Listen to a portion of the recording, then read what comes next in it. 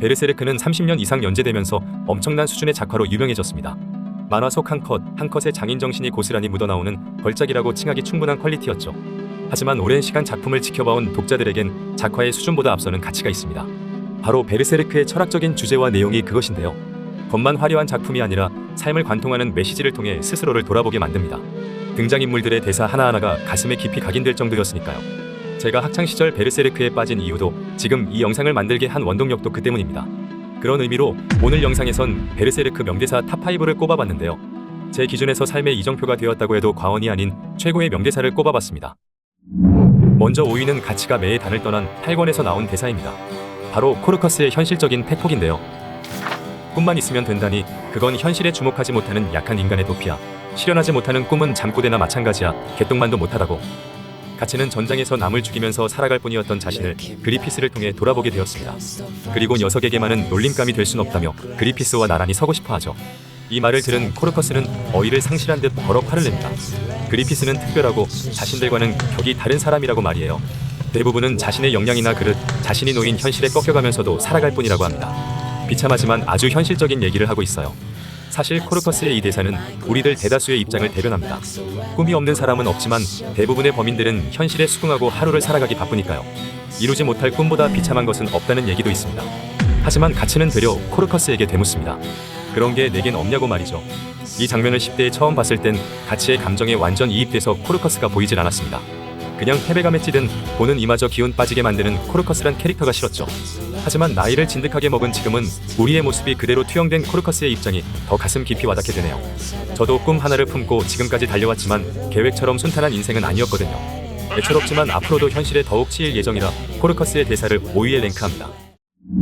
4위는 베르세르크 독자라면 누구나 공감하는 바로 16권 로스트 칠드런의 장에 있는 가치의 대사입니다.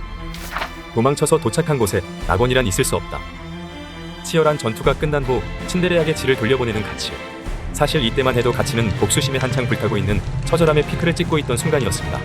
사도 그 이상의 괴물 같은 모습을 보여주던 처절한 복수기 그 자체였던 시절이었죠.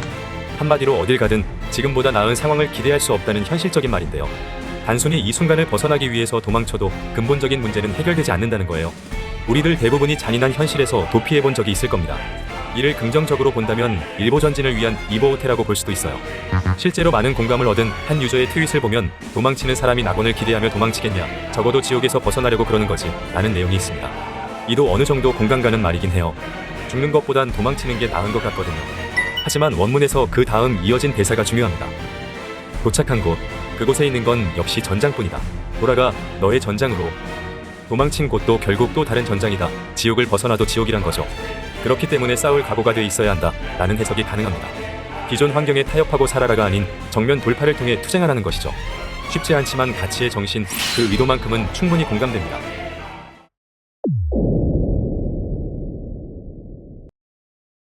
자, 이제부터는 상위권입니다. 명대사 3위는 6권 중반부 프롬도스관에서 샬로트 공주와 대화를 나누던 그리피스의 일장 연설인데요. 내게 있어 친구란 다릅니다. 결코 남의 꿈에 이끌려 다니지 않고 누구의 강요도 받지 않고 자신이 살아가는 이유를 스스로 정하고 나아가는 자, 그리고 그 꿈을 짓밟는 자가 있다면 전력을 다해 대항하는, 만약 상대가 나라 해도 내게 있어 친구란 그런 대등한 자라 생각합니다.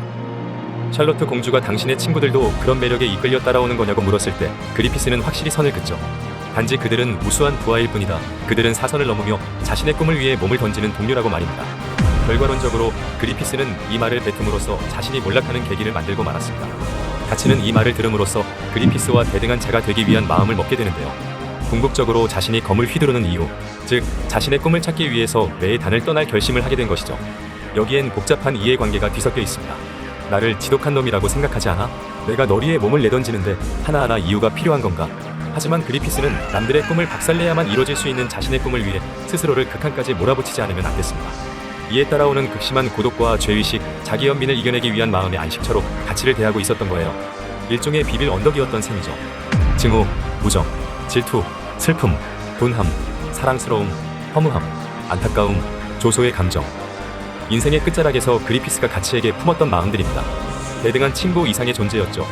온전한 그리피스로 버티기 위해선 가치라는 버팀목이 필요했던 겁니다. 자신의 불완전한 면, 들켜선 안 될 치부를 의존하고 더러운 암투까지 부탁할 수 있는 유일한 미들맨이었어요. 하지만 가치는 율리우스 백작과 그의 아들 아도니스를 원치 않게 암살하게 되면서 어릴 적 트라우마가 재발함과 동시에 심리적 한계에 부딪혀버렸어요. 몇천의 동료, 몇만의 적 가운데서 단 한 사람, 유일하게 너만이 내게 꿈을 잊게 했다. 매의 단을 떠나는 가치를 막지 못한 그리피스의 몰락이 이해되는 부분입니다. 벌써 2위까지 오고 말았네요. 2위는 단행본 17권의 후반부, 대장장이 고드의 대사를 꼽고 싶은데요. 넌 한자로 칼집 없는 칼이다. 무수한 상처와 핏자국에 물든 치명적 균열이 강 부러진 겁니다. 일식 이후 2년 동안 정처 없이 사도를 사냥하던 가치. 그러던 중 이영의 아기가 보여준 불길한 환영에 정신을 차리고 캐스커를 맡겨두었던 고드의 광산으로 황급히 돌아갑니다.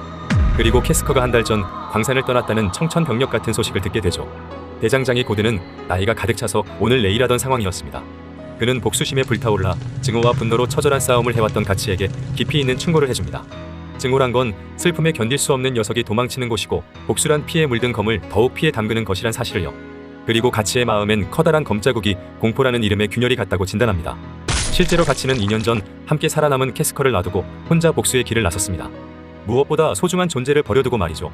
싸움에 의지하며 지옥 같은 현실을 잊으려 했습니다. 하지만 복수와 살육의 여정을 계속할수록 불나방처럼 제 몸을 태울 뿐이었어요. 결국 정신을 차리고 보니 캐스커는 자신의 손을 벗어나고만 상태였죠. 무수한 상처와 핏자국에 물든 치명적 균열이 간 부러진 것. 그것이 바로 검은 검사로서 2년간 정처 없이 사도를 사냥하던 가치의 현실이었습니다.